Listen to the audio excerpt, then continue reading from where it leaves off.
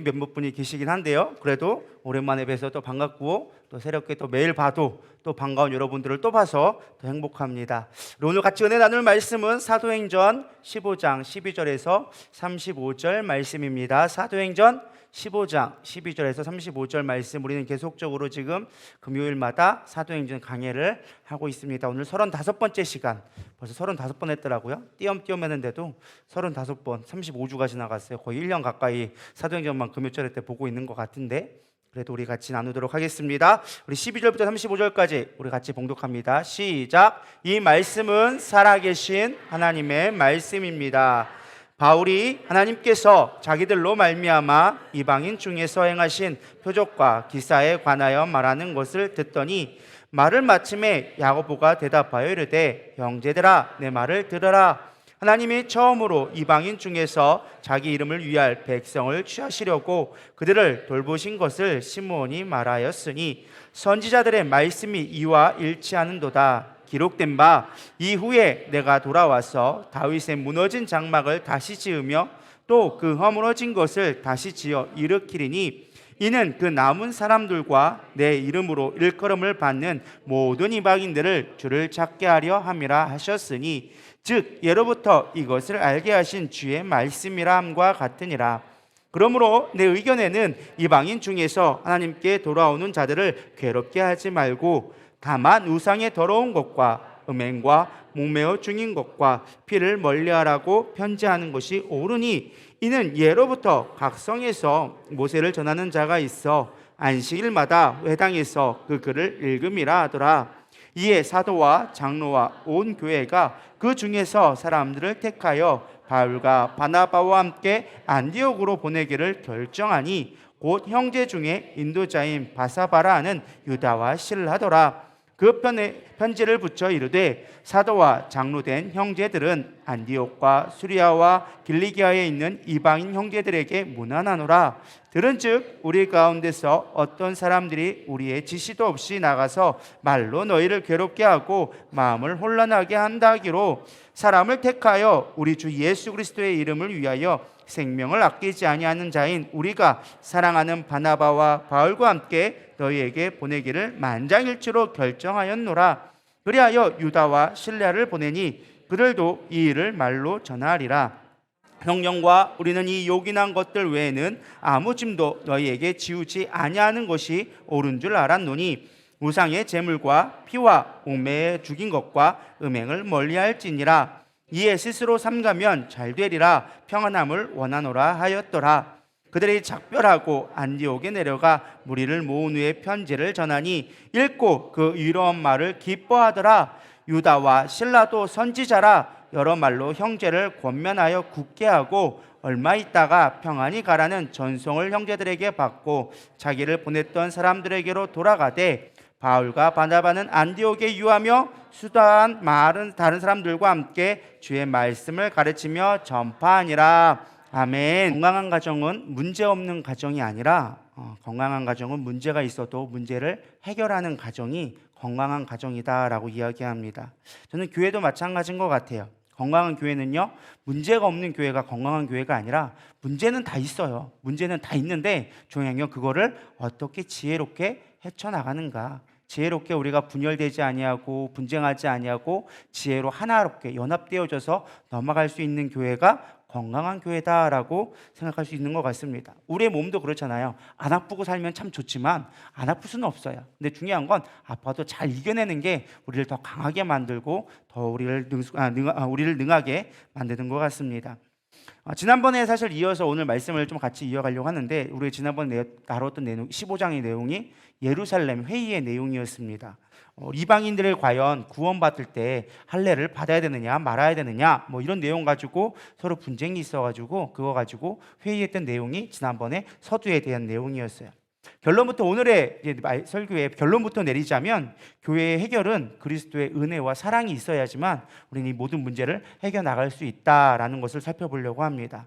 그럼 우리는 어떻게 교회가 은혜와 사랑으로 연합할 수 있는가? 문제를 잘 이겨낼 수 있는가? 우리의 삶 속에서도 문제가 있을 때 어떻게 이겨낼 수 있는가? 특별히 사람과의 갈등 속에서 어떻게 해결할 수 있는가에 대한 것들을 오늘 말씀을 통해서 생각해 보고자 합니다.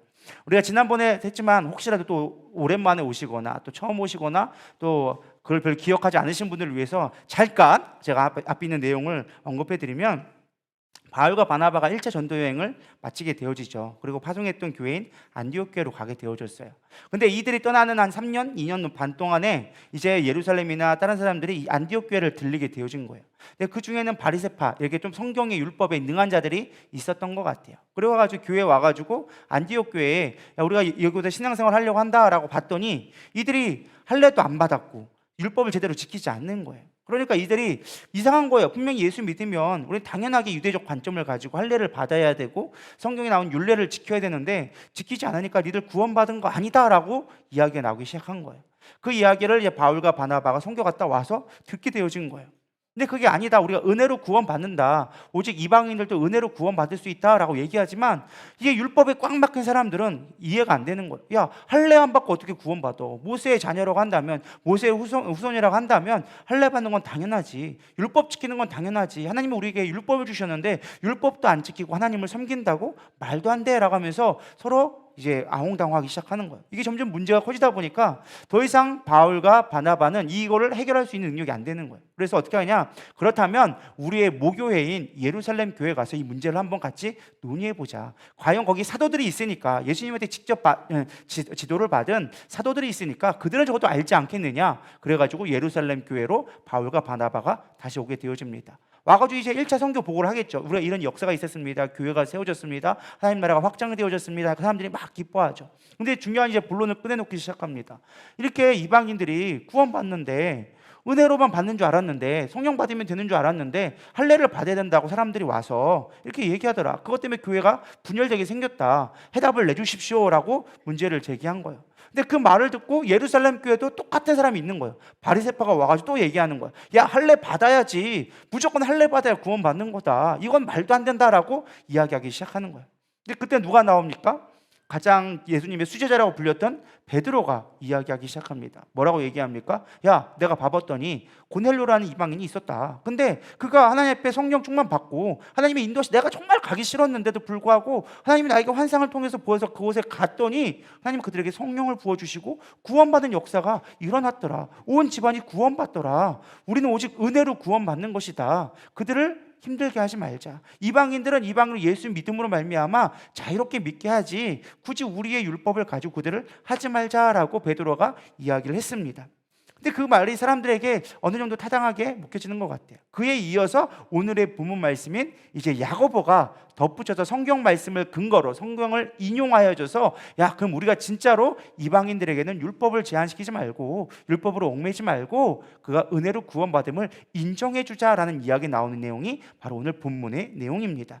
이해가 되셨죠? 상황 파악이 되셨죠? 이제 그걸 가지고 그럼 우리가 어떻게 문제를 잘 해결할 수 있을까? 예루살렘 교회가 이게 어떻게 문제를 잘 해결했는지에 대한 내용을 오늘 본문을 통해서 살펴보려고 합니다. 교회가 문제가 생겼을 때 잘 해결할 수 있는 방법, 성경적인 방법 무엇이냐? 첫 번째는 잘 들어주는 거예요.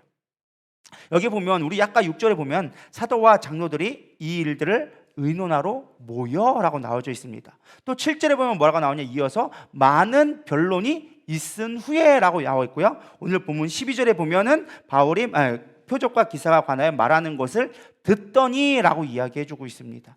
어떤 얘기가 있는 거야? 쉽게 말하면 지금 사람들이 모여가지고 회의하고 또 이야기를 들어주고 막 이런 얘기가 지금 주고받고 하는 이야기가 성경에 반복되어서 기록되어져 있어요. 사실 우리가 이 말씀을 깊이 있게 묵상해 보면은 깨달을 수 있는 게 무엇이냐? 지금 예루살렘 교회에 누가 있었다고요? 사도와 장로들이 있었어요. 사실 유대인들에게 있어서 가장 중요한 건 율법을 지키는 거였어요. 사실 예루살렘 교회 율법의 문화적인 사람들이 얼마든지 이야기할 수 있어요. 야, 그냥 할례 지켜야 돼 라고 얘기하면 그게 법이 되는 그런 분위기였어요. 지금처럼 뭐 교회 재정이 있고 신학이 만들어진 시대가 아니라 사도들이 말하는 게 곧 예수님이 했던 그들의 배움을 갖고 전하는 거기 때문에 사도들 말 한 말이면 얼마든지 해결될 수 있는 문제였다라는 것입니다. 쉽게 말하면 오늘날로 말하면, 야, 까라면 까, 니들이 예수를 봤어? 니들이 진리를 알아? 라고 얘기할 수 있는 얼마든지 분위기다라는 것입니다. 근데 그럼에도 불구하고 그들은 뭐 했다고요? 들어줬다라는 거예요. 얼마든지 자신들이 정의하고 답을 내리고 끝낼 수 있는 간단한 문제를, 이방인 교회잖아요. 지금 예루살렘 교회도 문제가 아니었어요. 이방인들의 교회였어요. 그냥 야 지켜라고, 원래 교회가 그렇게 했어라고 하면은 그들은 지켜야 맞는 것이었어요. 근데 사도들은 그렇게 이야기하지 않고 많은 시간 변론했다라고 얘기하고 있습니다. 그리고 그들의 이야기를 다 들으셨다라는 거예요. 야, 상황이 어떤 건데, 어떤 사람이 이렇게 얘기하는데 그 이야기들을 하나씩 다 들어줬다라는 것입니다. 많은 사람들은요, 사실 어느 정도 힘이 있으면 들으려 하지 않습니다. 커뮤니베이터라고 김유경이라는 사람이 지은 책이 있는데 그 책에 보면 이런 내용이 나와져 있습니다. 리더들이 고집이 생기는 가장 큰 원인은 과거의 성공이다. 즉 성공한 리더에게 반드시 고집이 있다. 어떤 조직에서든지 직위가 높으면 높을수록 더 많은 성공을 거두었다는 것을 의미한다. 이는 고집 또한 그에 비례해 커졌다는 것으로 그만큼 대한민국 리더에게 있어 고집이라는 현상은 일반적이며 광범위한 것이다 라고 이야기해주고 있어요. 쉽게 말하면 어느 정도 리더가 있고 어느 정도 책임이 되어지면 누구나 다 뭐가 있다? 고집이 있다. 다시 말하면 고집이 있었으니까 그 자리까지 버틸 수 있었다는 거예요. 그러니까 누군가 사실 어느 정도 위치에 올라가면 누군가의 말을 듣기는 쉽지 않다라는 거예요. 그런데도 불구하고 사도들은 뭐 했어요? 사람들이 와서 하는 이야기를 다 경청했다라는 것입니다. 우리는 사실 듣는 것이 참 부족한 것 같아요. 우리는 말하기는 참 좋아하는데 듣기를 부족하기 때문에 우리가 어떤 문제에 있어서 닥치면 해결하기가 참 어렵고 배가 산으로 가는 경험들을 하게 되는 것 같습니다. 우리가 사실 이런 듣는 훈련들이 잘 될 때 교회의 많은 문제들이 쉽게 해결될 수 있다는 것입니다. 저는 묵상하면서 왜 예루살렘 교회가 이처럼 이렇게 어려운 문제에 쉽게 이렇게 이야기를 듣고 변론할 수 있는 문화가 어떻게 생겼을까라고 성경을 찾아보기 시작했습니다. 근데 제가 깨달은 게 무엇이냐? 예루살렘 교회도요, 이런 비슷한 문제를 이미 경험을 했어요. 쉽게 말하면 예방접종을 맞은 거예요. 어떤 사건이 있었습니까? 헬라파 유대인과 히브리파 유대인들이 먹는 것 가지고 싸움하기 시작한 거예요. 야, 네가 먹니 왜 히브리파 사람들 더 주고 우리 헬라파 이방인 유대인들은 왜 조금 주냐? 니들 원래 니들이 여기 주인이라고 니들 뭐 주인 노릇하냐? 뭐 쉽게 말하면 그 텃세 부리냐? 막 이렇게 하면서 싸움을 걸기 시작한 거죠. 그때 어떻게 되어집니까? 사도들이 기도하면서 깨달은 게 있어요. 야, 구제하고 선교하는 일은 너희들이 해라. 대신에 우리는 말씀과 기도에 전무하겠다. 대신에 그러면서 7집사를 세우게 되어지죠. 그 7집사가 누구였어요? 다 이방 출신이었어요. 히브리파 사람들이 아니라 헬라파 사람들을 모아서 그들로 하여금 너희들이 구제하고 선교하고 너희들 먹고 마시는 거 너희들이 알아서 해봐. 우리는 거기 뒤에서 기도하면서 우리 후원하고 지켜줄게 라고 하면서 사실은 그 문제, 서로 간에 갈등이 있었을 때 어떻게 해결해야 되는지를 이미 경험했다는 거예요. 뭐를 통해서? 대화를 통해서. 그리고 그들을 세워주고 그들에게 관심을 가져줄 때 그들이 일꾼이 된다는 것을 그들은 너무나 잘 알고 있었던 거예요. 그러니까 이 문제를 갖고 왔을 때 그들은 어떻게 했던 거예요? 그냥 내가 일방적으로 결정하고 판단하고 따라와 하던 것이 아니라 그들의 의견을 들었던 거예요. 들으면서 그들을 세워주기 위해서 친히 스스로 한 발을 물러났다는 거예요. 내가 얼마든지 앞장설 수 있고 내 고집을 주관할 수 있음에도 불구하고 가장 중요한 게 그들을 세우는 거기 때문에 그들은 진짜 중요한 게 무엇인지 알았기 때문에 그들의 말들을 귀 기울이고 들을 수 있었다라는 것입니다. 소통하기 위해 가장 중요한 거는요, 우리가 무엇이 목적인가를 잊지 않아야 된다는 거예요. 근데 우리가 간혹 신앙생활 하다면 내 주장이 진짜 교회를 세우는 것보다 더 앞장설 때가 있어요. 나는 교회를 세운다는 목적을 가지고 이야기하다 보니까 내 의견만을 얘기하고 정말로 교회가 세우는 것이 무엇인지를 망각하게 될 때가 있다는 것입니다. 우리는 소통하기 위해서 들을 수 있는 훈련이 되기를 소망합니다. 들어주는 게 여러분 사랑하는 거예요. 들어줄 수 있는 게 교회를 세우는 거예요. 근데 우리는 들어주기를 참 힘들어해요. 요즘에 가장 대화가 안 되는 사람이 누가 있냐 생각해 봤더니 저는 멀리서 찾아보지 않고 일단 우리 집부터 보게 되어집니다. 이제 애들과 대화가 쉽지가 않아요. 다이아리가 이제 좀 크다 보니까 사춘기가 오다 보니까 이제 대화가 쉽지가 않은 거예요. 그래서 대부분이 이제 애들한테 물어보면은 야, 엄마랑 대화가 잘 되냐, 부모랑 대화가 잘 되냐라고 했을 때 대부분의 아이들은 대화가 잘 되지 않는다라고 얘기를 합니다. 왜 그럴까? 대화가 왜 안 되냐라고 하니까 말의 뜻을 몰라서 대화가 안 되는 게 아니라 자신의 뜻들이 서로 관철되지 않기 때문에 대화가 되지 않는 거예요. 부모는 이미 답정남이에요. 답정녀, 답정엄마라고 해야 되나? 답정엄이라고 해야 되나? 이미 엄마는 정해놓고 답을 말해. 기지 세환아 기지? 이미 딱 정해놓고 얘기하고 다 해라 그렇지 않아? 다 비밀 정해놓고 얘기하니까 대화가 안 통하는 거예요. 나는 이렇게 하고 싶은데 부모는 끝까지 그것만 얘기하고 있는 거예요. 그러니까 엄마가 대화하자라고 해도 애들은 대화할 마음이 없게 되어지는 거예요. 내가 옳다라고 생각하는 것만 끊임없이 얘기하는 거예요. 그래서 요즘 애들한테 물어봤대요. 엄마랑 좀 대화랑 해 하면 애들이 싫다고 도망가요. 그래서 엄마랑 대화하는데 왜 싫어? 라고 물어봤더니 애들이 이렇게 대답합니다. 대화는 대놓고 화내는 시간이잖아. 대놓고 화내는 시간. 그래가지고 대화는 하기 싫다라고 얘기하더라고요. 요즘 애들은 그렇게 얘기하더라고. 대화는 대놓고 화내는 시간이라고. 여러분 그렇지 않기를 소망합니다. 그러니까 결국 엄마 말을 들으려고 하지 않는 거예요. 왜? 자기도 자기 생각이 있거든. 조금 머리가 컸다고 이제 자기 생각, 엄마 말을 들으려고 하지 않아. 나는 내 생각이 있어. 그러니까 이미 생각을 고정시킨 사람들은요, 누가 말해도 들린다 들리지 않는다? 안 들린다라는 거예요. 근데 우리가 그럴 때가 참 많다라는 거예요. 이미 우리는 내가 생각 정해놓은 거, 내 거를 빨리 어필해야 돼. 내 거를 빨리 설득해야 돼. 그러니까 그 사람 말을 들으려 하지 않고 끊임없이 내 것만 이야기하는 거예요. 이미 난 알아. 됐으니까 내 얘기 들으라니까. 이게 우리의 태도가 될 때가 많다라는 것입니다. 교회 안에서 이런 실수들이 참 많은 거예요. 사람과 사람과 관계 속에서 그런 실수들이 생각보다 많다라는 것입니다. 경청이라는 영혼의 치료제라는 애덤 데큐라는 사람이 쓴 책이 있습니다. 그 책에는 이렇게 나와져 있습니다. 듣는 것이 먼저이다. 사람이 가장 먼저 하는 것이 무엇이냐? 듣는 것이다. 태아에서부터 엄마의 소리를 듣고 우리는 자라난다. 그리고 외국어를 전공하기 위해서 가장 먼저 해야 되는 것이 듣기 훈련이다. 음악하는 사람들이 음악을 배우기 위해서 가장 먼저 해야 되는 것은 듣는 것이다. 성경도 동일하게 말한다. 쉐마 이스라엘이여, 가장 먼저 들으라고 이야기한다. 로마서 10장 17절은 이야기합니다. 그러므로 믿음은 들음에서 나며 들음은 그리스도의 말씀으로 말미암느니라. 야고보서 1장 19절, 내 사랑하는 형제들아 너희가 알지니 사람마다 듣기는 속히 하고 말하기는 더디하며 성내기도 더디하라. 들으라는 거예요. 성경은 성경적인 교회 안에서의 원리가 무엇이냐? 들으라는 거예요. 근데 우리는 들으려 하지 않고 말부터 먼저 하려고 그래요. 내가 신앙생활 이만큼 오래됐으니까, 내가 아니까. 제가 목회자로서 가장 두려워하는 것 중에 하나 하면서도 가장 많은 실수하는 것이 무엇이냐? 안다고 생각하는 거예요. 내가 신학을 20년 공부했어. 박사까지 공부했어. 그러니까 사람이 어떤 문제를 가져오면 듣기보다 뭐가 빠를까요? 진단이 빨라. 너 그래서 문제예요. 너 이거 안 되는 거예요. 이거 빨리 고쳐. 답은 항상 정해져 있어. 빨리 기도해야. 정해져 있어. 그러니까 사람들이 들을까요? 안 들을까요? 안 듣게 되어지는 거예요. 들어주는 거예요. 사실요, 우리가 들어만 줘도 웬만한 문제는 대부분 해결되어져요. 사람들이 어떤 문제를 갖고 왔을 때는요, 본인들이 답을 다 알고 있어 이미. 근데 중요한 건 뭐예요? 누가 나 좀 들어줬으면.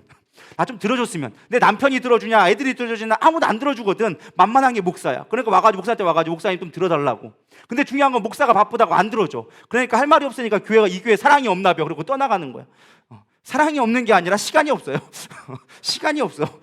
항상 관심은 있어요. 근데 중요한 건 시간을 낼 수 있는 게 진짜 사랑이라는 거예요. 들어줄 수 있는 게 사랑이라는 거예요. 여러분, 들어준다는 게 생각보다 많은 에너지가 소비되어집니다. 들어준다는 게 생각보다 많은 노력이 필요한 거예요.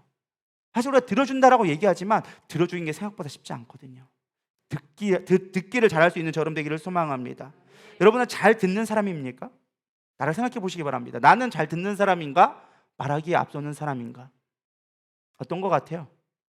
전자입니까? 후자입니까? 굳이 부끄러우니까 발가락만 알아서 움직이시기 바랍니다. 지금 내 옆에 있는 사람의 아픔과 슬픔을 나는 듣고 있는가? 생각해 보시기 바랍니다. 내 내면의 소리들을 나는 귀 기울이고 있는가? 내 안에 있는 성령님의 음성을 귀 기울이고 있는가? 여러분, 우리가 들을 수만 있다면 우리 삶의 많은 문제들이 해결될 수 있습니다. 근데 우리가 듣지 않으려 하니까, 나의 생각이 이미 고정되어져 있으니까 우리는 들을 수 없는 거야. 왜 여러분들 성령님의 음성이 들리지 않느냐? 아주 간단해요. 내 고집이 세니까 안 들리는 거예요. 이미 내 생각으로 꽉 차 있어. 이미 내 고정관념이 되어져 있어. 하나님이 무슨 말을 해도 안 들려. 안 들려? 왜 말해? 막 이러고 있는 거예요. 나는 내 뜻대로 간다고 고정되어져 있는 거예요. 성경에 이미 우리에게 해주실 말씀이 다 기록되어져 있어. 근데 내 생각이 고정되어니까 성경을 읽으면 읽어도 전혀 내 귀에 안 들어오는 거예요. 하나님의 음성 안 들리는 방법, 내가 방법 내려놓는 거예요. 그럼 하나님의 음성이 들리기 시작해요. 하나님이 어떻게 일하시는지 보이기 시작한다라는 거예요. 여러분, 들을 수 있기를 소망합니다. 사실 오늘 설교가 저한테 하는 말이에요. 아까도 얘기했지만 가장 말 많이 하는 사람이 바로 저예요. 이 시간 가운데 혼자 떠드는 사람 저밖에 없어요. 안 그래요? 여러분 지금 이야기하고 있잖아요. 저만 혼자 떠들고 있잖아요. 가장 말 많이 하는 사람이 저거든요. 가장 많은 실수하기 좋은 사람이 바로 저라는 거예요. 그래서 항상 저는 깨닫는 게 있고요. 듣기를 잘해야 되는데. 설교도 잘 듣는 것도 여러분 은혜입니다. 믿으십니까? 잘 들으려면 뭐 해야 될까요? 아멘 하면 되는 거예요. 아멘 하는 사람이 잘 듣고 있는 사람이에요. 딴 생각하는 사람들은 아멘 시켜도 못해. 뭐 언제 아멘을 타이밍을 못 느끼고 있는데 뭘 딴 생각하고 있는데 아멘 언제 하겠어. 아멘 잘하는 게 뭐다? 설교 잘 듣고 있는 거다. 경청하고 있는 거다. 여러분 잘 들어주는 거 뭔지 아세요? 그래 이거 하면 잘 듣는 거예요. 막 얘기할 때 그래요 그랬어 막 이렇게 하면은 잘 듣고 있는 거예요. 근데 얘기하는데 핸드폰 하고 있으면 안 듣고 있는 거예요. 그렇지 않나요? 잘 들어주기를 소망합니다. 두 번째, 우리가 정말로 교회 안의 문제들을 해결하기 위한 방법이 무엇이냐? 하나님의 뜻을 깨달아야 돼요. 하나님의 일하시고 계심을 깨달을 때 우리는 교회의 문제들을 해결할 수 있다는 것입니다. 15절에 보면 이렇게 나와져 있습니다. 선지자들의 말씀이 이와 같이 일치하도다 기록된 바라고 나오고 있어요. 야고보가 이야기하죠. 베드로가 아까 이미 얘기했죠. 야, 이방인들 괴롭게 하지 말자. 하나님의 성령이 임하면 은혜로 구원받는 거다라고 얘기하고 있어요. 그에 더불어서 이제 야고보 기자가 덧붙여서 얘기하고 있는 거예요. 하나님의 말씀을 얘기하고 있죠. 어디 말씀이 있느냐? 아모스서 9장 11절부터 12절 말씀을 이야기해주고 있습니다. 그날에 내가 다윗의 무너진 장막을 일으키고 그것들을 틈을 막으며 그 허물어진 것을 일으켜서 옛적과 같이 세우고 그들이 에돔의 남은 자와 내 이름으로 일컫는 만국을 기업으로 얻게 하리라. 이 일을 행하는 여호와의 말씀이니라. 이 말씀을 가지고 그대로 인용해서 쓴 거예요. 그 말씀을 뭐랬냐? 열방을 향한 하나님의 구원의 계획이 이미 기록되어져 있지 않느냐. 이미 하나님의 다윗의 무너진 장막이 뭐예요? 이 교회를 세우려고 하나님이 이미 계획을 하셨는데, 다윗의 장막이 뭐예요? 교회거든요. 교회를 세우려 이미 약정하셨는데 만국 이방인들을 기업으로 얻게 한다, 구원 얻게 하는 것이 하나님의 뜻일진데, 우리가 무엇이간데 우리가 율법으로 그들을 믿었다, 구원받았다, 안 받았다 할 수 있겠느냐? 열방이 구원받는 것이 하나님의 뜻이다. 그러니까 우리는 그 뜻에 순종하여져서 믿고 나가면 된다라고 야고보가 사실은 돌려서 얘기한 거예요. 말씀을 인용하여줘서 열방의 이방인들이 구원받는, 할례로 구원받는 게 아니라 하나님이 세우신 계획이다. 우리 하나님이 세우신 계획을 봐야지 우리가 옳다 말다 할 얘기가 아니다라는 것을 이야기해주고 있다라는 것입니다. 우리가 이 말씀이 왜 중요하느냐? 우리가 가끔 어떤 교회 일을 할 때 내 생각에 고정관념이 되어져서 하나님의 뜻을 놓칠 때가 많다는 거예요. 하나님의 계획을 잃어버릴 때가 많다는 거예요. 제가 한 간증을 듣게 되어졌습니다. 상담가의 이야기인데요. 한 초등학생 아이가 맨날 엄마한테 하는 말이 엄마는 날 사랑하지 않아 라는 말을 계속 한다는 거예요. 그래서 이 엄마가 직장을 다니고 있었거든요. 아이가 사랑받지 못한다는 생각에 큰 결심을 해서 직장을 관두고 아이를 돌보기 시작합니다. 계속적으로 아이에게 보면은 아이가 엄마가 날 사랑하지 않아 라는 말 때문에 항상 아이를 볼 때마다 일어날 때고 무슨 일을 할 때마다 항상 얘기하는 말이 이거예요. 사랑의 아들, 엄마가 사랑한 거 알지? 라는 말을 항상 거의 꼬리표처럼 붙이면서 아이에게 사랑한다고 늘 고백했습니다. 근데 그렇게 해주고 시간이 지나면 아이가 회복될 줄 알았는데 6개월이 지나도 아이가 바뀌지 않는 거예요. 아이가 계속 엄마는 날 사랑하지 않아 라고 얘기하는 거예요. 도대체 이해할 수 없는 거예요. 엄마가 도대체 왜 엄마가 널 사랑한다고 얘기하는데 왜 사랑하지 않는다고 얘기하니? 끊임없이 얘기해도 엄마는 날 사랑하지 않아 라고 얘기하는 거예요. 더 이상 안 될 것 같아서 상담가에게 요청을 하게 되어집니다. 상담가가 대면하게 되어지고 아이랑 같이 가게 되어지죠. 그래서 아이는 이제 상담할 동안 이제 어느 정도 상황을 얘기할 때랑 옆에 있는 이제 간호사가 어떤 설문지라든지 할 수 있는 짓는 뭐 검사라든지 이런 것들을 만들 수 있도록 자료를 제공해 준 거예요. 그리고 엄마랑 이렇게 상담가랑 이렇게 얘기하고 있는 거예요. 근데 아이가 막 만들더니 아이한테 막 가져오는 거예요. 엄마한테. 엄마 나 잘했지? 엄마 잘했지? 하고 하는데 엄마가 뭐라고 해야 되냐? 상담가랑 얘기하고 있으니까, 선생님이랑 얘기하고 있으니까 엄마가 이따가 얘기해 줄게. 엄마가 이따 얘기해 줄게. 좀만 이따 기다리자 라고 얘기하고 상담가하고 면접을 마쳤어요. 상담가 이제 아이를 상담하게 봐야 되잖아요. 아이를 불러옵니다. 아이가 오자마자 뛰어오면서 하는 말이 선생님 저 잘했죠? 라고 물어보는 거예요. 근데 그 선생님은 그걸 캐치한 거예요. 그리고 엄마를 다시 불러서 얘기합니다. 어머님이 뭔가 착각하고 계신 것 같습니다. 아이가 엄마를 사랑하지 않는 게 아니라 어머님이 아이의 말을 잘못 오해하고 있는 것 같습니다. 아이는 지금 인정받고 싶어 합니다.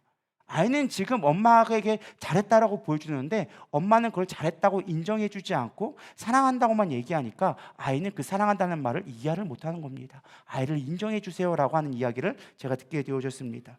제가 왜 이 말씀을 드느냐? 우리가 간혹 그렇게 할 때가 있는 것 같아요. 하나님을 사랑해야 된다라고 얘기하면서 예배 잘 드려야 돼. 하나님 사랑해야 한다고 얘기하면서 우리가 헌금해야 돼. 하나님 사랑해야 되니까 말씀 많이 봐야 돼. 하나님 사랑해야 되니까 기도해야 돼라는 말로 우리가 다르게 이야기하고 있는 것 같아요. 정말 중요한 건 하나님을 사랑하는 건데 하나님을 사랑하는 걸 본질은 잊어버리고 다른 거에 붙잡을 때가 우리가 종종 있다라는 것입니다. 이것을 성경은 뭐라고 얘기하느냐? 율법이라고 얘기하는 겁니다. 여러분 율법이 어떻게 나왔게요? 하나님을 사랑하기 위한 방법으로서 율법을 줬어요. 너희들 예배를 잘 지켜라, 미워하지 말아라, 간음하지 말아라. 그거를 사람들이 더 잘 지키려고 더 세분화해서 만든 게 율법이에요. 그걸 잘 지키려고, 우리 하나님을 사랑하게 잘 지키려고 만든 것들이 율법이라는 거예요. 그래서 뭐 안식일에는 뭐 하지 말고, 뭐 엄마와 젖은 함께 삼지 말고, 뭐 이렇게 하는 이야기가 하나님을 잘 섬기기 위한 방법들을 세분화하다 보니까 나온 거거든요. 뭘 놓치고 있는 거예요? 정말 하나님이 원하시는 사랑을 놓치고 그 사랑을 하기 위한 방법들에 매이다 보니까 정말 중요한 하나님의 은혜를 잊어버린 거예요. 제가 왜 이 말씀을 드리느냐? 우리가 그럴 때가 많다라는 거예요. 교회 안에서 문제가 있을 때 정말 중요한 걸 놓쳐버리고 뭐에만? 율법에만 매여져 있는 거예요. 행실에만, 어떤 방법에만 우리가 고정되어짐으로 말미암아 정말 하나님이 원하시는 것을 바라보지 못하는 거예요. 예수님과 바리새인들은 왜 그렇게 많이 싸웠습니까? 이유는 하나였어요. 너희들 하나님을 모른다. 율법은 끊임없이 얘기하고 율법을 얘기하죠. 안식일날 막 병든 자를 고치고 안식일날 먹을 거를 주고 먹고 하는 모습을 보고 바리새인들은 끊임없이 원망합니다. 왜 예루살렘 안식일에 가가지고 먹고 있느냐? 제자들은 왜 안식일날 손 안 씻고 먹고 있느냐? 왜 안식일날 병자를 고치느냐? 율법에서 하지 말란 일인데 왜 하고 있느냐라고 바리새인과 유대인과 율법사와 서기관들이 끊임없이 공격해 옵니다. 그때 예수님이 하는 말은 딱 하나였어요. 너희들 하나님의 사랑을 모른다. 하나님이 진짜 원하시는 게 뭔 줄 아냐? 병자를 고치는 거야. 하나님 진짜 사랑한 건 뭐야? 배고픈 자 먹이는 거야. 그게 율법의 기준이지, 율법의 사랑이지. 너들 율법에 매여가지고 정말 하나님이 주신 은혜와 사랑은 모른다라고 이야기하고 있는 거야. 그게 예수님이 끊임없이 바리새인과 서기관과 율법사들과 끊임없이 싸웠던 거예요. 우리가 교회가 세워졌는데도 불구하고 여전히 우리들은 그 율법에 매일 때가 많다라는 것입니다. 우리가 가끔 성경을 볼 때 많은 것들을 잘못 오해하는 경우가 많이 있는 것 같아요. 대표적으로 한 얘기를 들어보면 사사기서 6장에 보면 기드온 이야기가 나옵니다. 기드온 이야기에 보는데 6장 8절부터 10절 말씀에 보면 여호와께서 이스라엘 자손에게 한 선지자를 보내니 그가 그들에게 이르시되 여호와께서 이같이 말씀하시기를 이스라엘의 하나님 내가 너희를 애굽에서 인도하여 내며 너희를 그 종 되었던 집에서 나오게 하여 애굽의 사람의 손과 너희를 학대하는 모든 자의 손에서 너희를 건져내고 그들을 너희 앞에서 쫓아내고 그 땅을 너희에게 주었으며 내가 또 여호와에게 이르기를 나는 너희 하나님 여호와이니 너희가 거주하는 아모리 사람의 땅의 신들을 두려워하지 말라 하였으나 너희가 내 목소리를 듣지 아니하였느니라 하셨다 아니라.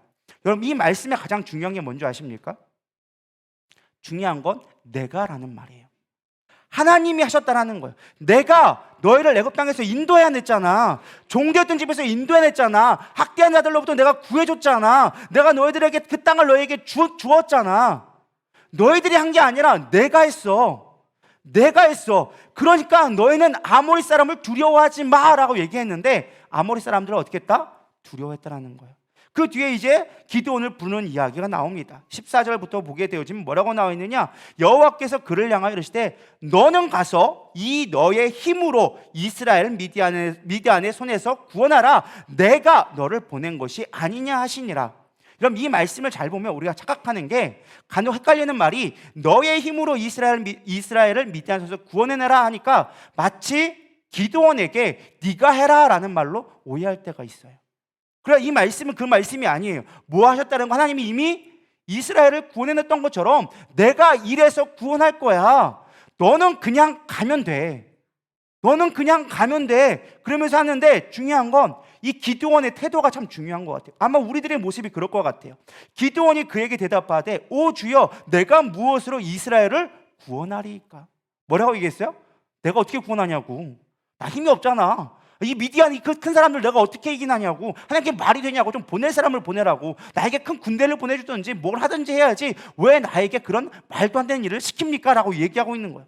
그러면서 뭐라고 변명하느냐? 보소서 나의 집은 므낫세 중에 극히 약하고 나는 아버지 집에서 가장 작은 자이니. 막 겸손한 것처럼 보이죠. 나는 지극히 작은 자입니다. 하나님 앞에 연약한 자입니다. 여러분 이건 겸손한 게 아니라 교만한 거예요. 반대로 교만한 거예요. 겸손하다는 표현이 아니에요. 난 작은 자인데 하나님이 하라는 건 내가 어떻게 할 수 있겠습니까? 할 만한 걸 좀 시켜야죠. 내가 할 만한 걸 해야죠. 나는 못할 걸 왜 시킵니까? 라고 따지고 있는 거예요. 그러면서 뭐합니까? 여호와께서 그에게 이르시되 내가 반드시 너와 함께하리니 내가 미디안 사람 치기를 한 사람 치듯 하리라 하시니라. 야, 내가 한다니까? 내가 너와 함께 할 거라니까? 내가 하는 거야, 네가 하는 게 아니야 라고 이야기해주고 있다는 거예요. 제가 왜 이 말씀을 드리느냐, 우리가 신앙생활과 가장 착각하기 힘든 것 중에 하나가 우리가 율법으로 인하여져서 교회가 이루어진다 생각할 수 있어요. 저도 사실 그거에 자유롭지 않아요. 예를 들면 목회자가 가장 많이 해야 되는 말이 왜 예배 빠지지 마세요. 예배 빠지지 마세요. 말씀 열심히 보세요. 기도 열심히 하세요. 여러분, 그게 하나님을 사랑하는 방법이지만 그게 여러분들을 구원시키는 방법은 아니라는 거예요.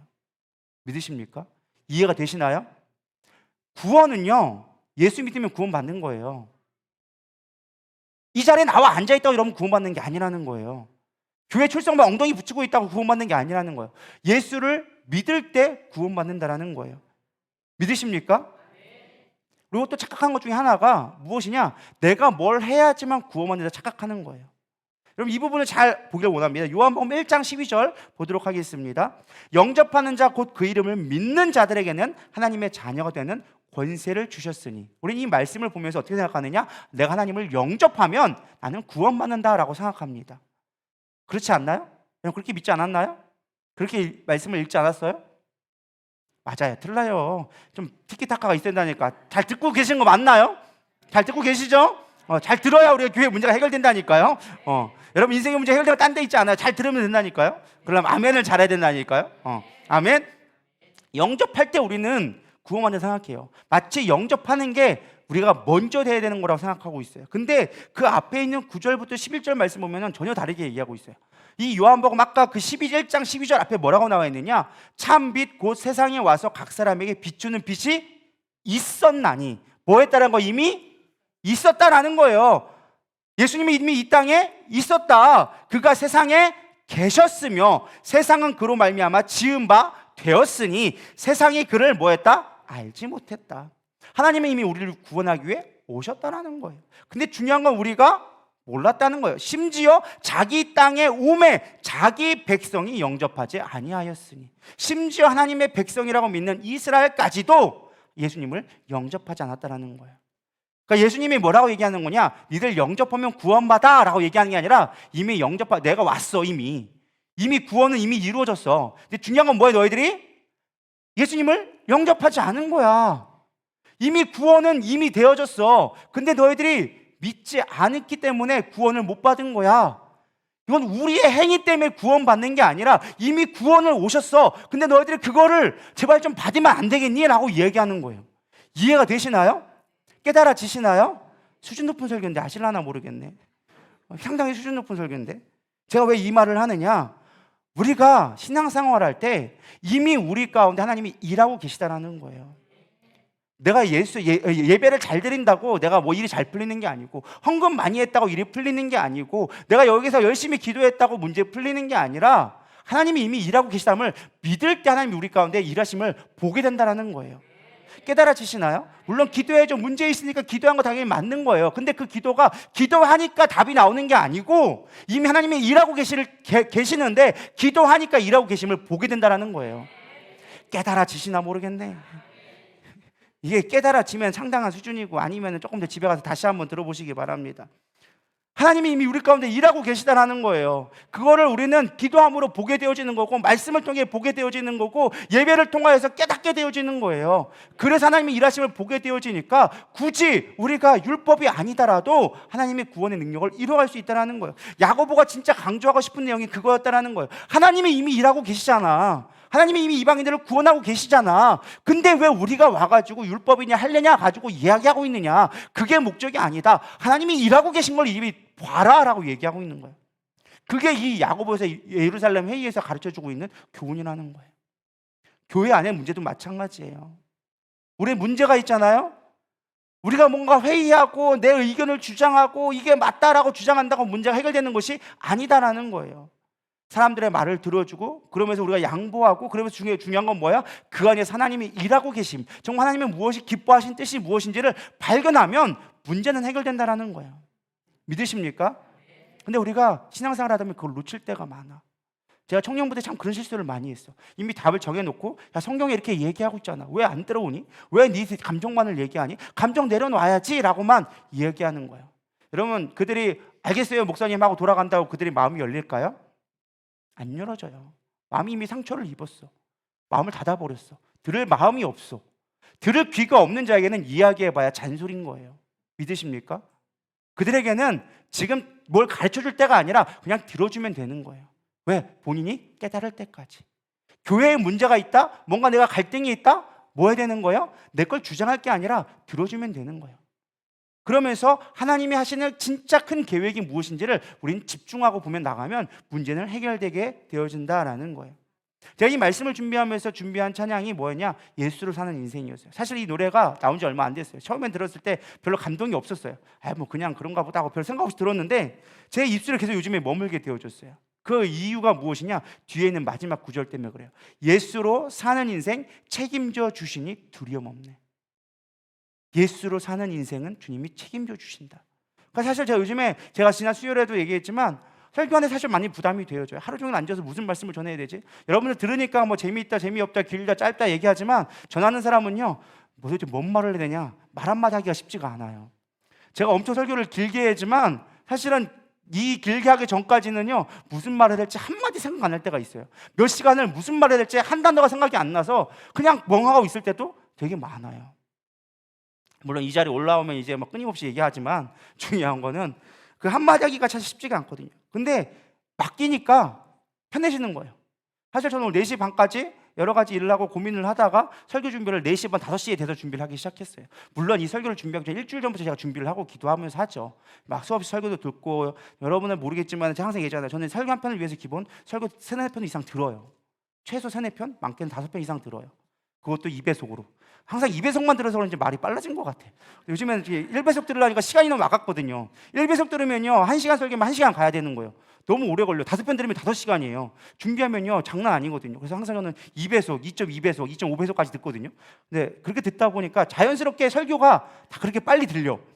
나도 모르게 빨리 하게 되어지는 것 같은데, 어쨌든 중요한 건 우리가 하나님 앞에 집중하는 거예요.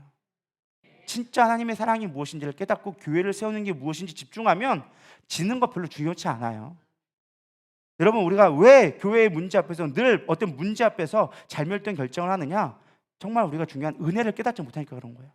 하나님이 나를 향해 하시는 것들을 깨닫지 못하니까 우리는 늘 두려운 거예요. 우리가 두려우니까 뭐가 나오느냐? 보호막이 될 만한 율법을 계속 끄집어내기 시작하는 거예요. 내가 마치 예수님을 신뢰하지 못하니까 예배 드려야지만 뭔가 될 것 같고, 뭔가 내가 기도 열심히 해야지만 될 것 같고, 뭔가 율법을 강요해야지만 될 것 같은 생각이 우리 안에 있는 거예요. 제가 여러분들에게 얘기한 게 아니라 저한테 얘기하는 거예요. 여러분들이 안 나면 이제 목회를 잘하려면 여러분 예배 잘 드려야 된다고 생각하고, 여러분들이 무조건 말씀을 많이 받아야 생각하고, 기도를 많이 해야 된다고만 그걸 내가 강요시켜야지만 여러분 신앙생활을 잘하고 구원에 이룰 수 있다라고 착각하고 있던 거더라고요. 제가 말씀을 주면 깨달은 게 그거예요. 어차피 제가 뭘 한다고 여러분들이 변하지 않더라고요. 제가 깨달은 게 그거예요. 내가 뭘 한다고 사람들은 바뀌지 않는다. 내가 아무리 설교를 많이 해도 사람들은 변하지 않는다. 중요한 건 누가 된다? 성령님이 일하셔야 된다. 아마 이렇게 설교를 들어도 안 바뀐 사람들은 안 바뀌어요. 그러나 성령님이 일하시면 그 마음 가운데 성령님을 인정하는 자들은 바뀌게 되어져 있더라는 거예요. 예수님은 사랑이십니다라고 그 한마디에 바뀔 사람들은 바뀌고, 그걸 1000마디, 1시간 10시간씩 1000마디 설교를 해도 안 바뀔 사람은 안 바뀌어요. 깨달은 게 그거예요. 주님 앞에 맡기는 인생. 어쩌면 목회 내가 하는 거 아니고 주님이 하는 거고, 주님 앞에 맡기면 편한 인생이 되어진다라는 것입니다. 율법이 우리에게 먼저 되지 않았으면 좋겠어요. 여러분 자유했으면 좋겠습니다. 율법이 언제 나왔느냐? 출애굽기 20장에 나왔어요. 출애굽기 20장에 가나안에서 나온 지 애굽에서 출애굽한 뒤에 3-4개월 뒤에 이제 시내산에서 하나님이 율법을 주셨다라는 것입니다. 근데 율법을 주시고서는 바로 그때부터 지키라라고 하나님은 말씀하지 않았어요. 가나안 땅에 들어가 너희들의 나라를 세울 때 이 법이 필요하다라고 하면서 법을 세워주신 거예요. 엄연히 말하면 지금 가나안에서 지켜야 될 법이 아니라, 이 광야에서 지켜야 될 법이 아니라 가나안 땅에서 지켜야 될 법을 미리 주신 거예요. 근데 중요한 거, 거기에 중요한 가장 첫 번째 계명이 뭐예요? 나 여호와의 다른 신들을 섬기지 말라. 하나님을 사랑하라고 기억하라는 것이 첫 번째 계명이었거든요. 그럼 광야에서의 삶은 율법이 필요 없느냐? 그렇지 않다라는 거예요. 이 광야의 삶은 무엇이냐? 하나님을 사랑할 수 있도록, 이 율법을 지킬 수 있도록 하나님을 알아가는 과정이 광야였어요. 너희가 나를 믿느냐 안 믿느냐 시험하기 위한 것이 광야의 삶이었다는 거예요. 이해가 되시나요? 이 말씀을 제가 무슨 말씀을 드리고 싶으냐, 우리가 율법을 지킨다고 하나님을 아는 게 아니라는 거예요. 하나님을 알아갈 때 율법을 지키게 되는 힘이 생기게 되어진다는 거예요. 근데 우리가 신앙생활 할 때 간혹 헷갈리는 게 무엇이냐, 율법을 지켜야지만 하나님을 사랑할 수 있다고 착각하고 있는 거예요. 이게 잘 들으셔야 돼요. 오해할 수가 있는 소지가 있거든요. 하나님을 알아갈 때, 그 성경에 우리가 끊임없이 뭐라고 했냐, 아모스나 하나님을 알아라라고 얘기합니다. 하나님을 알으라고 얘기해요.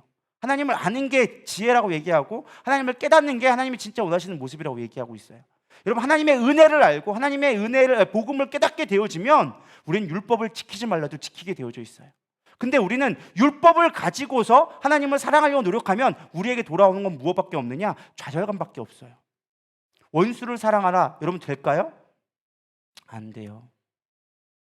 수없이 많은 율법을 가지고 우리의 신앙생활을 갖고 하나님을 사랑하려고 노력하잖아. 어려워지기 시작하는 거예요. 이룰 수 없는 게 우리의 한계만 느껴지게 되어지는 거예요. 바울은 얘기해요. 그래서 율법의 기능은 무엇이냐? 우리의 연약함을 깨달으라고, 너희들이 죄인이란 걸 깨달으라고 율법을 주셨다라는 거예요. 그럼 진짜 중요한 건 무엇이냐? 그럼에도 불구하고 하나님은 우리를 사랑하셔서 은혜로 말미암아 우리를 구원해 주셨다라는 것이, 그걸 아는 것이 우리가 하나님의 율법을 지킬 수 있는 길이라고 바울은 이야기해 주고 있는 거예요. 그게 로마서의 가장 핵심된 내용이라는 것입니다. 하나님께 돌아오는 자들을 괴롭게 하지 말라, 19절에 얘기합니다. 우리가 얼마나 많은 율법들로 교회 안에 문제가 되어지고 있습니까? 정말 중요한 건 우리 안에 진정한 자유 있기를 소망합니다. 말씀을 마치려고 합니다. 성경적인 은혜와 사랑, 허용과 수용, 배려, 이것들은요 교회 안의 문제들을 해결하게 되어집니다. 교회의 목적은요 자유와 기쁨과 누림이에요. 그래서 우리 교회 이름을 뭐로 바뀌어요? 누리다 교회. 누리다. 여러분 누리시기를 바랍니다. 하나님의 목적은요 고난이 아니에요, 슬픔이 아니에요, 아픔이 아니에요. 여러분 자유하기를 원하시는 거예요. 여러분 하나님 주님 안에서 모든 문제가 해결되기를 원하시는 거예요. 주님이 일하고 계시니까 내가 일하는 거 보고 너 두려워하지 마. 이게 하나님의 뜻이라는 거예요. 너 더 이상 죄에 얽매이지 마, 세상에 얽매이지 마. 내가 널 자유롭게 했잖아. 진리를 알지 진리가 너희를 자유롭게 하리라. 근데 우리는 진리를 율법이라는 굴레 안에 넣어가지고 짐으로 여기는 거예요. 예배 드리는 거 너무 힘들어지기 시작하는 거예요. 말씀 보기 너무 지겹기 시작하는 거예요. 기도하는 거 너무 힘들어지기 시작하는 거예요. 내가 바쁜데 이 와중에 여기 와서 이걸 왜 하고 있지? 우리 그렇게 율법이 되어버리는 거예요. 여러분 진리가 자유가 되기를 소망합니다. 왜 문제가 오면, 신앙생활하면서 왜 문제가 올까요? 신앙에 왜 어려움이 올까요? 왜 교회가 힘들어질까요? 율법이 되어지기 시작하니까 어려운 거예요. 여러분 하나님을 알아가세요. 하나님을 깊이 있게 깨달으세요. 그분의 은혜를 깨달으면, 그분이 지금 내 가운데 일하고 계심을 믿으면 우리 가운데 문제들이 해결된다니까요. 근데 우리는 그 주님의 사랑을 깨닫기보다 율법이 항상 우리를 지배하고 있는 거예요. 내가 늘 뭔가에 매여져 있는 거예요. 신앙생활이 짐이 되기 시작하는 거예요. 봉사하는 게 힘들고 예배가 힘들어지고, 그리고 사람과의 관계도 어려워지기 시작하고. 여러분 율법에 매이지 마세요. 자유하세요. 진리 안에서 너희가 자유하기를 소망합니다. 원래 이 야고보가요 이런 사람이 아니었어요. 야고보가 여기서, 야고보는 사도 야고보가 아니고 예수님의 형제 야고보였어요. 예수님의 형제 야고보. 이 형제 야고보, 예수님의 형제였다는 거예요. 형제, 친형제. 그러니까 배달은, 그러니까 아버지는 다르죠. 예수님이 하나님의 아들이니까. 어쨌든 같은 배순한 형제였어요. 근데 이 야고보가 사실은 예수님을 안 믿었어요. 안다고 생각하니까. 왜? 나의 형이니까, 안다고 생각하니까 안 믿었어. 요한복음 7장 5절에 이렇게 나옵니다. 이는 그의 형제들까지도 예수를 믿지 아니함이더라. 형제가 누구예요? 야고보도 처음엔 예수님을 믿지 않았다니까요. 마가복음 3장 21절에 보면 심지어 뭐라고 하느냐, 미쳤다고 얘기합니다. 예수의 친족들이 듣고 그들을 불러 나오니 이는 그가 미쳤다 함이로라. 예수님 보고 미쳤다고 얘기했어요. 형제들까지. 야고보도 그랬다라는 거예요. 근데 그 야고보가 바뀌었어요. 언제요? 부활하신 예수님을 만나고. 고린도전서 15장 7절 8절, 그 후에 야고보에게 보이셨으니 그 후에 모든 사도에게와 맨 마중에 만삭되지 못한 난자같이 내게도 보이셨느니라. 야고보에게 부활하신 예수님이 보였던 것처럼 바울에게도 나에게 보여주셨다라고 얘기하고 있어요. 부활하신 예수님을 만나니까, 진짜 예수님을 만나니까 야고보가 삶이 바뀌게 되어진 거예요. 그래서 예루살렘 교회를 세우는 예루살렘 담임 목사님이 되어져서 어떠한 문제가 있을 때 가장 기둥 역할로 예수님을 가장 진실되게 전할 수 있는 진짜 예수님의 제자로 바뀌게 되어졌어요. 예수님을 미쳤다고 한 형제였거든요. 근데 예수님을 진짜 만나고 진리를 진짜 알게 되어지니까, 하나님의 사랑을 진짜 알게 되어지고, 하나님의 계획이 무엇인지 깨닫게 되어지니까 자유하게 되어지는 거예요. 그는 유대인 중에 유대인이라고 얘기합니다. 율법에 능한 자였어요. 근데 그럼에도 불구하고 율법에 매이지 않았어요. 야, 그들로 하여금 율법을 하면 그들을 힘들게 하지 말자. 우리가 믿어야 될 건 은혜다라고 얘기합니다. 여러분, 은혜가 회복되기를 소망합니다. 진리가 우리 가운데 있으면, 은혜가 회복되어지면 율법에 매이지 않게 되어져요. 우리 율법을 완성시키게 되어져요. 여러분, 율법의 완성을 이루기를 소망합니다. 여러분이 잘 아는 고린도전서 13장, 사랑장이라고 불리거든요. 사랑장. 근데 우리 잘 알죠. 사랑은 오래 참고 온유하며 시기하지 아니하며 자랑하지 아니하며 교만하지 아니하며 물에 행하지 아니하며 자기의 유익을 구하지 아니하며 성내지 아니하며 악한 것을 생각하지 아니하며 불의를 기뻐하지 아니하며 진리와 함께 기뻐하고 모든 것을 참으며 모든 것을 믿으며 모든 것을 바라며 모든 것을 견디느니라. 단순하게 이렇게 생각하니까 우리 이런 거다라고 생각해요. 근데 여러분 아세요? 고린도전서는요, 고린도 교회는요 엄청난 갈등이 많은 교회에서 세워진 교회였어요. 바울이 이걸 쓸 때, 사랑이란 말을 썼을 때 그냥 우리가 사랑하는, 아우 너 사랑해, 이런 개념으로 쓴 표현이 아니라는 거예요. 사랑하는 연인끼리 오래 참아줘야지, 이런 개념이 아니었어요. 진짜 머리 피밖에 피 터지게 싸우는 그런 교회에게 한 얘기였어요. 막 서로 머리 붙들고 있는데 그때 얘기하는 거예요. 사랑은 오래 참는 거다. 여러분 이해가 되시나요? 막 화가 올라와, 막 옆에서 막 고집 부리고 있어, 막 말도 안 되는 얘기하고 있어. 근데 거기 뭐라고 얘기하느냐? 사랑은 오래 참는겨. 막 화가 나. 근데 시기하지 말라고 하는 거야. 막 자기 편 대고 막 내 편 붙었다 저 편 붙었다 하는데 그거 갖고 시기하지 말라 하는 거야. 막 내가 말을 하고 싶어, 막 내 의를 드러내고 내 말을 어필하고 싶어. 근데 너 자랑하지 마라고 얘기하는 거야. 사랑은 교만하지 않는 거야. 너 잘났다고 까불지 마. 무례히 행하지 않는 거야. 왜 사람들이 막 싸우고 있는데 막 어서 오세요, 막 우리 싸우지 맙시다 이렇게 하는 게 아니에요. 무례히 행하지 말라는 거예요. 막 싸울 때 우리가 나 여기 미워 이렇게 싸우는 사람 없어요. 안 그래요? 그렇게 싸우는 사람 없다니까요. 근데 거기다 대고 무례히 행하지 마. 네 유익 구하지 마. 왜 싸워요? 내 것 때문에 싸우거든요. 근데 네 유익 구하지 마. 그리고 뭐예요? 성내지도 마. 화가 이만큼 나는데 성내지 말래. 그게 사랑이래. 바울이 가르쳐주는 사랑은요, 우리가 알고 있는 러브러브한 그런 로맨스 코미디 로코가 아니에요. 그런 사랑이 아니라 막 머리 피 터지게 싸우는 그 가운데 사랑하라고 얘기하는 거예요. 그게 하나님의 뜻이니까. 그래야 교회가 세워지니까. 그게 하나님의 나라를 세우는 방법이니까. 그게 진정한 하나님의 교회 가운데 세워질 목적이니까. 여러분 오래 참을 수 있기를 소망합니다. 사랑하기를 소망합니다. 진짜 하나님을 사랑하면요 이것들을 할 수 있게 되어진다니까요. 머리 피 터지려고 사람들이 막 나를 공격해하고 모험하고 억울한데도요 오래 참을 수 있게 되어지는 거예요. 우리 성령의 열매 있잖아요. 오래 참고 온유하며 양손과 화평과 쭉 있잖아요. 성령의 열매 내가 맺을 수 없어요. 주님 사랑하면, 그 사랑이 내 안에 오면 그 성령의 열매를 맺게 되어지는 거예요. 우리가 논쟁에서 이겼어요. 그게 승리일까요? 아니요. 그래서 만약에 그 사람이 삐져서 도망치면 우리는 실패한 거예요. 교회 안에 수많은 문제가 있어요. 사람과의 관계 속에 수많은 문제가 있어요. 그 사람 내가 찍어 눌렀다고 이기는 게 아니라는 거예요. 진짜 사랑은 무엇이냐, 진짜 교회는 무엇이냐, 진짜 우리가 해야 될 것은요 져주는 거예요. 사랑으로 져주는 거예요. 오래 참아주는 거예요. 인내하는 거예요. 견뎌주는 거예요. 그게 하나님의 뜻이니까. 그럴 때 교회는 문제없이 넘어갈 수 있거든요. 여러분 소리가 나려면 두 개가 부딪혀야 소리가 나는 거예요. 근데 얘가 맨날 져줘. 이렇게 하면 소리 날까 안 날까요? 안 나요. 안 나요. 아무리 해도. 우리가 왜 교회 안에 문제가 있고 사람과의 문제가 있느냐?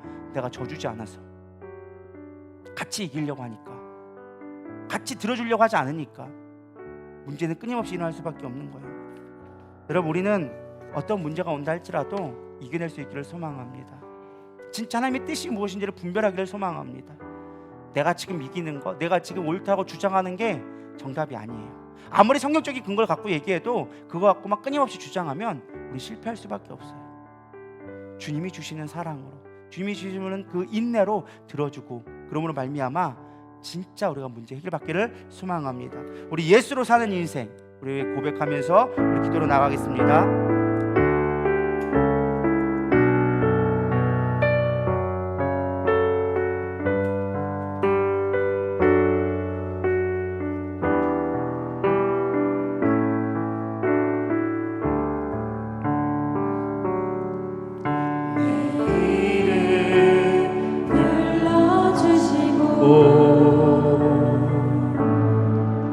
내 삶의 주인 되시는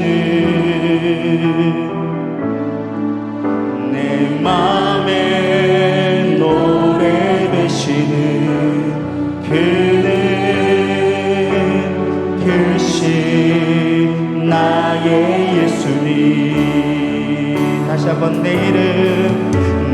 이름 불러주시고 내 삶의 주인 되시는 내 맘의 노래 되시는 그는 크신 나의 예수님 삶의 무게가 내 맘을 누르고 버팀 없는 시간을 지날 때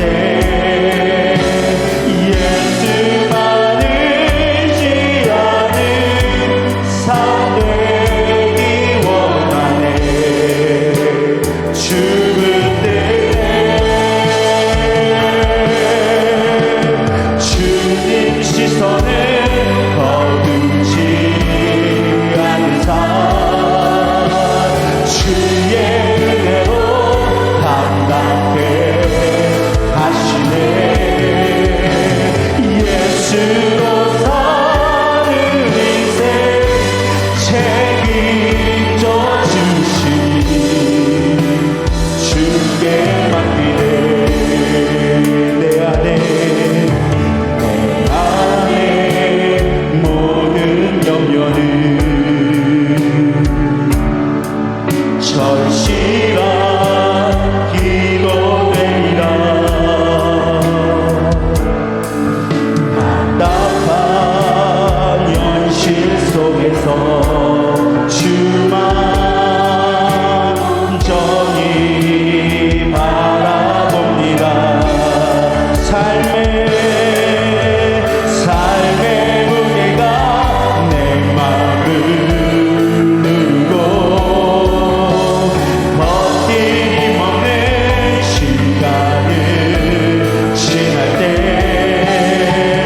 예수만 의지하는 삶 되기 원하네 죽을 때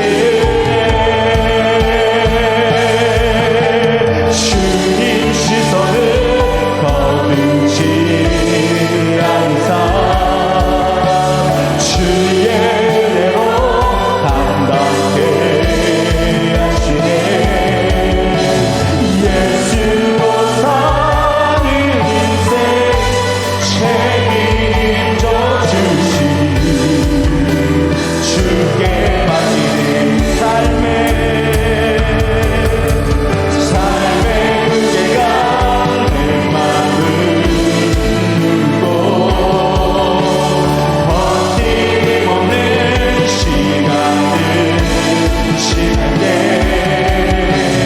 예수만 의지하는 삶 되기 원하네 죽을 때 주님 시선을 거두지 않는 삶 주의 은혜로 감당해 하시네 예수로 사는 인생 책임져 주시네 주께 맡기네 예수로 사는 인생 예수로 사는 인생 책임져 주시니 주께 맡기네 아멘. 우리 말씀을 생각하면서 하나님 그렇습니다 우리 안에 문제가 있습니까? 사람과의 특별히 갈등이 있고 교회 안에 문제가 있다고 생각한 사람이 있습니까? 아님 이 시간 먼저 들을 수 있는 귀가 되게 하여 주시옵소서 성령의 음성에 귀를 기울이며 사람들의 말에 귀를 기울이며 하나님의 무엇을 원하시는지 깨닫게 하여 주시옵소서 조급하지 않게 하여 주시옵시고 말이 앞서지 않게 하여 주시옵시고 하나님의 무엇을 원하시는지 생각할 수 있는 우리의 마음의 여유를 허락하여 주시옵소서 특별히 주님이 일하고 계심을 우리가 믿기를 원합니다. 이미 하나님께서 우리의 삶 가운데 개입하셨고 일하고 계심을 우리는 믿습니다. 하나님, 그렇기에 나는 조급하지 않고 내 말을 앞세우지 아니하며 하나님의 사랑만을 구할 수 있는 지혜가 있게 하여 주시옵소서. 때로는 짖는 것 같고, 때로는 미련한 것 같고, 때로는 억울하고, 때로는 지치지만, 그러나 주님, 우리가 기다림으로 하나님의 선하심을 바라볼 수 있는 믿음의 눈 되게 하여 주시옵소서. 우리 가운데 그렇게 문제를 해결할 수 있는 믿음의 능력들이 세워지게 하여 주시옵소서. 참된 사랑을 나타내는 주님의 백성 되게 하여 주시옵소서. 우리 고백하는 마음으로 주여 3번 부르면서 기도하며 나가도록 하겠습니다. 기도하십시다. 주여, 주여, 주여. 하나님, 그렇습니다. 우리 안에 연약함, 내 안에 율법으로 말미암아 하나님의 진정한 뜻을 신뢰하지 못하며 내 생각의 조급함으로 내 말이 앞서게 되어지고 내 뜻을 관철시키기 힘들 때가 너무나 많이 있었습니다. 하나님, 이 시간 내려놓게 하여 주시옵시고, 이 시간 하나님의 은혜를 기억하게 하여 주시옵소서. 하나님의 일하심을 믿게 하여 주시옵소서. 하나님의 일하심을 보게 하여 주시옵소서. 우리의 완악함을 내려놓고 나의 편견된 생각들을 버려놓고 하나님의 일하시는 것들을 보게 하여 주시옵소서. 교회 안에 어려운 자가 있습니까? 그들을 살필 수 있는 믿음의 눈이 되게 하여 주시옵시고, 내 뜻만을 관철시키고 내 의지대로 만들어가는 것이 아니라 하나님의 주인 되심을, 하나님의 왕 되심을, 하나님을 아버지 인정하며 나갈 수 있는 우리의 믿음 되게 하여 주시옵소서. 내 삶의 주인 되신 주님을 바라보길 원합니다. 방황하지 않게 하여 주시옵소서. 헛된 생각에 매이지 않게 하여 주시옵소서. 세상 것에 매이지 않게 하여 주시옵소서. 주님의 뜻이 무엇인지, 주님이 우리를 향한 계획이 무엇인지, 나를 향한 하나님의 뜻이 무엇인지 분별하고 하나님 앞에 나아가게 하여 주시옵소서. 기도로 말미암아 하나님의 뜻을 깨닫기를 원합니다. 아버지, 말씀으로 하나님은 나에게 말씀하심을 들을 수 있는 기가 되게 하여 주시옵시고, 예배를 통해 하나님을 만나고 하나님을 경험하는 나의 삶이 되어줄 수 있도록 축복하여 주시옵소서.